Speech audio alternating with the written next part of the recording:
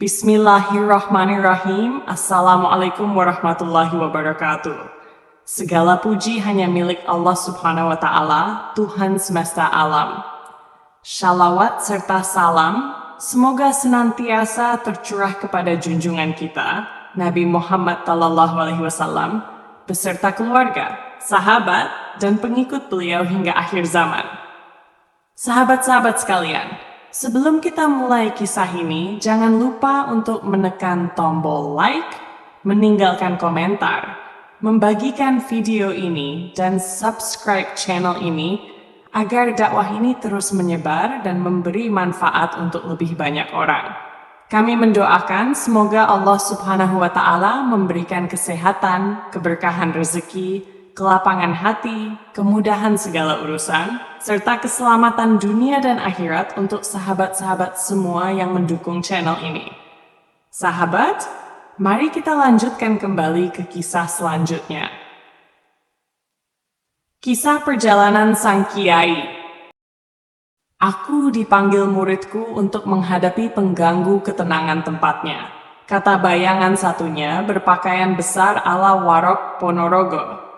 Lah sampean dulu meninggalnya kenapa kan? Tanya orang yang berpakaian warok. Aku menemukan lawan yang tangguh dan dia melukai punggungku sampai sobek melintang, yang mengakibatkan kematianku.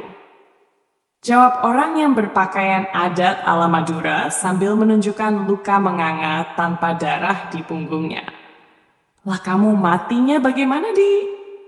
Bukannya kamu punya ilmu kebal senjata? Tanya orang yang berpakaian warok.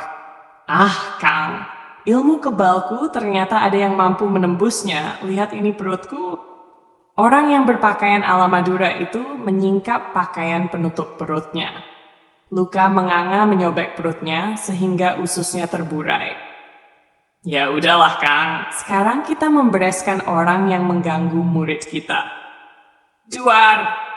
Suara letupan pecut hampir saja merobek telingaku. Pecut tambang yang sebelumnya mengikat kepala Warok Wirogubras, si Madura itu memanggil, tiba-tiba dilolos dari kepalanya dan dihantamkan ke arahku yang sedang berdiri mengawang di atas meja. Untung aku terpeleset, sehingga lecutan cambuk tak mengenaiku, tapi aku terjengkang di lantai. Tanpa daya, Aryo Lincang, nama orang berpakaian Madura itu, melompat menebaskan celuritnya. Aku benar-benar tak berdaya. Tubuh kaku dan tak bisa digerakkan sama sekali. Aku sudah berusaha menggerakkan tubuhku, tapi rasanya tubuhku seperti terhipnotis. Aku hanya bisa mendelikan mata ketika celurit Aryo Lincang menderu ke arah dadaku. Dan wut! Begitu saja Aryo Lincang terlempar seperti daun yang diterbangkan angin. Bau harum tapi lembut kuhirup seperti melepas kelumpuhanku. Nampak orang berpakaian jubah putih membelakangiku. Orang tinggi besar dengan surban pengikat kepala ala Mesir juga berwarna putih. Singo Gubras dan Aryo Lincang juga kedua muridnya segera melompat dari jendela saat mengetahui orang yang datang. Mereka segera lenyap di telan kegelapan. Orang yang datang dan membelakangiku itu pun membalik tubuhnya. Ketika aku tahu itu siapa, aku pun bersimpuh taksim. Ya, Syekh Abdul Qadir Al-Jailani. Ketiga kali ini mendatangiku dengan izin Allah menolongku. Aku segera menyalaminya tanpa berani menatap agung wajahnya. Nah, inilah maksudku. Kenapa dulu aku menyuruhmu untuk segera berbaiat thariqahku? Katanya dengan penuh perbawa yang sulit diceritakan dengan kata-kata. Aku masih menyucup tangannya ketika Syekh telah pergi dari hadapanku. Perlahan aku bangkit. Dalam benakku timbul semangat untuk lebih banyak melakukan amaliyah, agar aku tak tertaklukkan oleh syaitan dan jin yang durjana. Aku pun segera melesat pulang. Sampai di pesantren telah subuh, aku segera mengambil air wudhu dan sholat subuh. Habis sholat, aku wirid wajib dan kemudian berangkat tidur. Jam 11 siang pergi ke sungai mandi. Setelah mandi, aku kembali ke pesantren. Ada Macan dan Pak Abdullah, tamu kiai. Aku segera menyalami. Pak Abdullah bertanya, Orang mana nih? Tanyanya singkat sambil tertawa. Orang Tuban, Pak. Jawabku juga singkat. Kami pun ngobrol panjang lebar. Karena ternyata kami adalah tetangga desa, satu kecamatan. Sehingga seperti ketemu saudara. Setelah lama kami ngobrol, tiba-tiba Pak Abdullah berkata, ditujukan pada Macan. Chan, Ian ini dikawinkan sama adikku. Cocok nggak, Chan? Kata Pak Abdullah yang membuatku kaget. Aku kaget. Bukan apa-apa. Terus terang, walau aku tak pernah merasa rendah diri karena kemelaratanku. Tapi melihat Pak Abdullah yang kaya raya, punya banyak perusahaan, mobil mewah berderet-deret, masak menghendaki aku jadi adiknya, aku bukan tipe orang yang materialistis. Aku tipe orang yang bahagia dalam kemiskinan. Susah dan suntuk kalau kaya. Mimpi pun jadi kaya tak pernah terbayang dalam benakku. Karena bukan cita-citaku. Cita-citaku sepele, bahagia di jalan Allah. Ini ditawari kawin miliarder. Enggak lah. Wah, cocok sekali, Pak, kata Macan mengerling penuh arti. Allah, jangan bercanda, nanti jadi beneran, kataku Riko. Bercanda gimana? Ini serius, kata Pak Abdullah. Wah, saya belum berani kawin, Pak. Jangan-jangan kamu mandul, tak bermutu, gak berfungsi, cakaka. Macan ngakak. Jangan kira, paling kamu yang lembek, harus dibantu pakai lidi, kataku jengkel.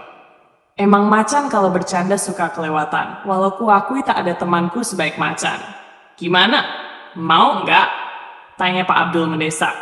Wah, nanti dululah Pak, aku pikir-pikir dulu. Lagian Pak Abdullah kan belum tahu siapa aku.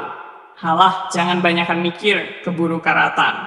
Macan ngakak lagi. Setelah Macan dan Pak Abdullah pergi, aku pun mikir. Mungkin Allah lagi mencobaku, sejauh mana aku tahan oleh godaan. Aku makin serius dalam wiridku.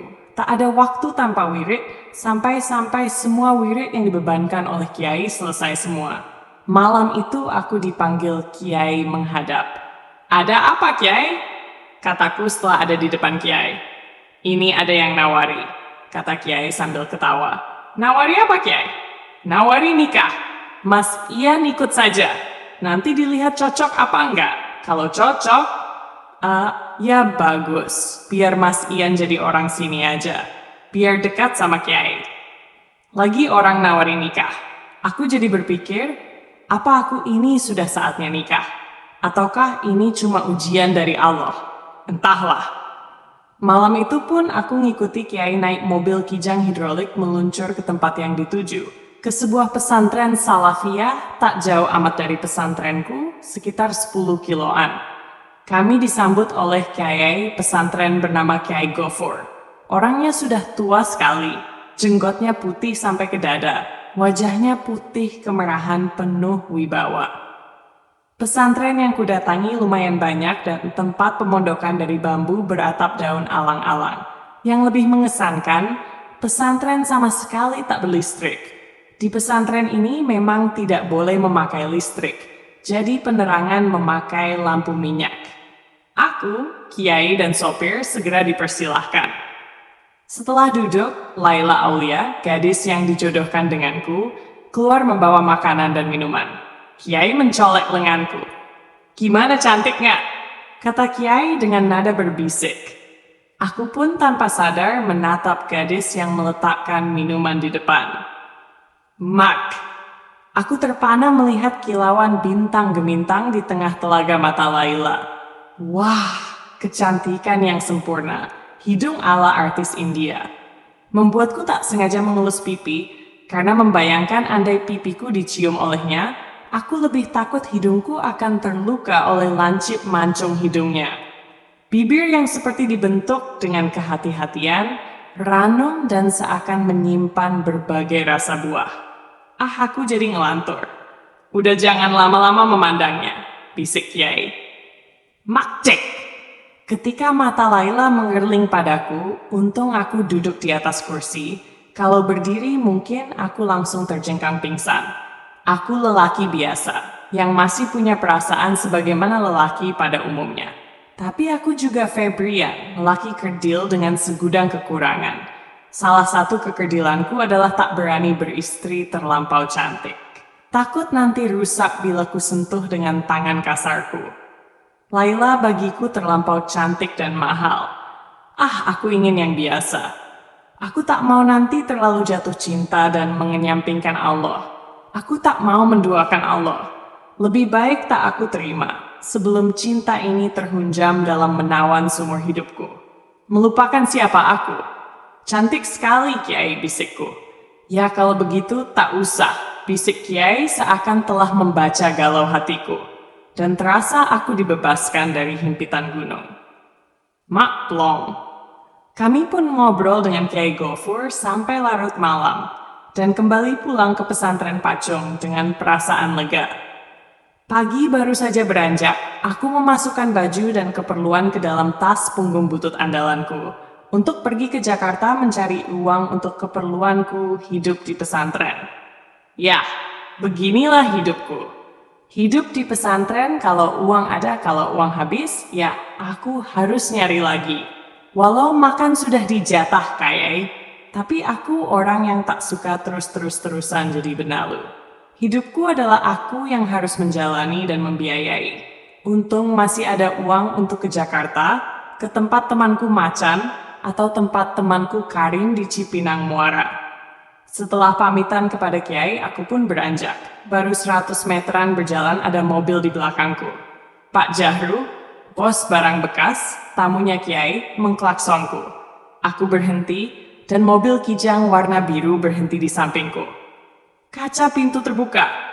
Ayo naik, kata Pak Jahru dengan tawa khasnya. Mau kemana, Mas? Tanyanya setelah aku duduk di kursi jok. Ke Jakarta, Pak, jawabku enteng. Wah, kalau begitu Mas Ian tak antar aja. Jakartanya mana? Ke Cipinang Muara, Pak. Mobil pun jalan. Lumayan ada nunutan, jadi nggak usah keluar uang. Pak Jahru adalah pengusaha sukses barang bekas. Orangnya pendiam, tak banyak bicara. Menurut ceritanya dulu dia orang miskin. Sekolah aja mungkin sampai kelas 4 SD. Lalu merantau ke Jakarta dan menjadi pemulung. Suatu hari tengah ia memulung didatangi pemilik pabrik besi untuk membersihkan besi bekas. Nah, di saat yang hampir bersamaan datang juga orang minta dipulungkan besi, maka Pak Jahru pun tinggal mengoper. Itulah awal karir pemulungnya menanjak. Sekarang yang dipulungnya sudah alat berat kayak bulldozer. Dalam perjalanan sampai Jakarta, aku tak banyak omong dengan Pak Jahru. Aku diantar sampai ke Cipinang Muara, sebelumnya diajak ke tempat Pak Jahru menginap semalam, dan besoknya aku diantar ke kontrakan Karim, teman sekolahku waktu di MI. Di tempat kontrakan kumpul teman-teman sedesaku. Ada Sengkle, Renges, Tro, Klewer. Memang nama panggilan semua, sampai nama aslinya kami sudah lupa, dan nama-nama itu jadi simbol keakraban, satu nasib sepenanggungan. Wah, kamu di sini juga, nges? Tanyaku ketika teman sepermainanku di kampung ini menyalamiku. Renges, pemuda seumuranku 24 tahun, hidung pesek habis, lubang hidung melebar, karena sering dicongkel-congkel pakai jari untuk mengambil kotoran hidung. Kadang dia mencongkel hidung ngotot sambil berpegangan pada tiang, kayak sesuatu yang teramat susah diambil dan membutuhkan tenaga ekstra. Rambutnya panjang sebahu, wajahnya lebih mirip kakak personel slang. Iya, Ian. Dah datang sebulan yang lalu. Kamu diri kesini ngapain? Wah, aku mau nyari uang saku untuk di pondok, kataku. Ian, dah lama datangnya. Karim masuk kontrakan langsung menyapaku. Dia baru datang. Kerjanya di kantor miliknya Pak Abdullah. Baru aja Rim, jawabku. Terus ada perlu apa? Biasa nyari tambahan modal untuk di pondok alias nyari kerjaan. Iyalah, besok aku cariin kerjaan. Begitulah dialog-dialog ringan di antara kami. Tapi setelah itu, sampai seminggu pun aku belum dapat kerjaan. Makan nebeng, jadi tambah susah. Wah, sudah ku carikan pekerjaan, tapi susah tak dapat-dapat tuh Ian. Gimana? Tanya Karim pada suatu sore. Wah, gimana ya Rim? Lah aku kalau balik ya lebih repot lagi, jawabku prihatin. Kenapa nggak bikin lukisan sendiri aja, Ian? Sela Renges. Nanti tak bantu jualin deh. Wah, kalau itu perlu modal, Nges. Biar aku yang modalin, kamu anggap beres aja. Butuh berapa? Kata Karim mantep. Ya, paling butuh 400-an ribu, kataku. Ya udahlah, besok beli barang keperluanmu, kata Karim. Maka besoknya, aku pun beli barang keperluan. Aku membuat lukisan kaca, yaitu lukisan kebalik. Melukis dari dalam, jadi bisa dilihat dari luar. Kelihatan bagus. 3 hari ku selesaikan lukisan besar, 6 buah lukisan pemandangan. Setelah selesai dibingkai, aku dan Renges mulai menawarkan lukisan dari pintu ke pintu, dari gang ke gang. Banyak yang melihat lukisan dan menawar, tapi tak ada yang mau beli setelah ku kasih tahu harganya. Satu lukisan ku tawarkan dengan harga 200 ribu untuk mengejar isi perut yang keroncongan. Nges, perasaan kita muter-muter di jalan ini aja, kataku pada Renges sebagai penunjuk jalan. Maksudmu kita bingung? Kata Renges, seakan aku tak percaya atas kefasihannya menghafal jalan Jakarta. Iya, jawabku. Daripada muter-muter lagi, karena perut belum keisi dan pegelnya kaki minta ampun. Aku ini sudah hafal jalan di Jakarta. Lebih hafal jalan daripada mata pelajaran di sekolah, kata Renges sambil nepuk dada. Hafal jalan aja bingung, apalagi tak hafal jalan, kataku jengkel. Kamu itu yang bingung karena lukisannya tak laku, kata Renges juga marah. Udah gini aja, kita lihat tuh ada toko Sarinah. Nah, mari kita jalan. Apa balik ke toko Sarinah lagi apa enggak? Kataku menengahi keributan kami. Dan kami pun melanjutkan perjalanan.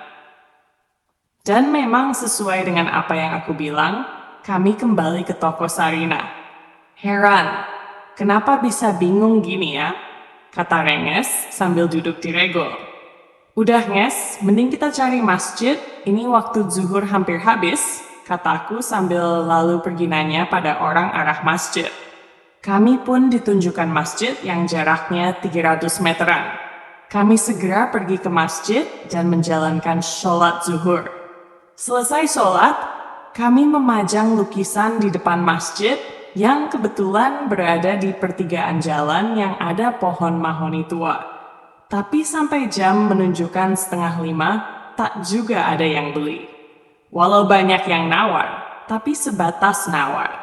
Kalau harus pulang ke kontrakan dengan tanpa lukisan terjual sama sekali, betapa jauhnya. Kami berdua harus berjalan. Belum lagi perut yang lapar karena dari pagi kami belum makan. Kami lebih parah daripada tentara yang kalah perang. Pulang memanggul senjata, setidaknya mereka punya uang. Gimana Ian? Kata Renges, wajahnya yang bertampang suntuk makin suntuk aja. Aku tak kuat kalau gini. Udah jauh, perut lapar, bisa klenger beneran nih, tambahnya. Makin menambah beban masalah aja, keluhnya. Ya mau gimana lagi Nges? Lah emang tak laku. Satu aja dijual 60 ribu aja deh, buat naik angkot. Dan untuk beli nasi bungkus, katanya mengiba. Ya udahlah, nanti kalau ada yang nawar kasihkan aja, kataku agak berat. Karena kepikiran untuk mengembalikan uangnya Karim. Selang beberapa menit, ada sepeda motor menghampiri kami dan menanyakan harga lukisan. Sudah dikasih harga 50 ribu, rugi harga produksi, masih tak laku juga. Maunya 30 ribu. Ya jelas aku tak mau. Memangnya kacang garing semurah itu. Orang bermotor itu pun pergi meninggalkan harapan kami yang tercabik-cabik. Wah, udah Ian, aku tak kuat lagi. Mending sekarang pulang aja, daripada nanti kemalaman, kata Renges kayak mau nangis. Rupanya keuletan dan kesabarannya telah memasuki batas toleransi. Gini aja, biar aku wirid di dalam masjid sebentar. Siapa tahu masih bisa laku, kita masih punya Allah. Aku akan meminta supaya lukisan kita terjual, kataku masih sabar. Jakarta ini keras Ian, tak ada Allah-Allahan. Di sini itu siapa kuat maka jaya, kata Renges maskul. Tapi ndak salah kan dicoba? Ya, biarlah sana aku nunggu di sini. Jangan lama-lama. Setengah jam aja, kataku sambil berjalan ke dalam masjid.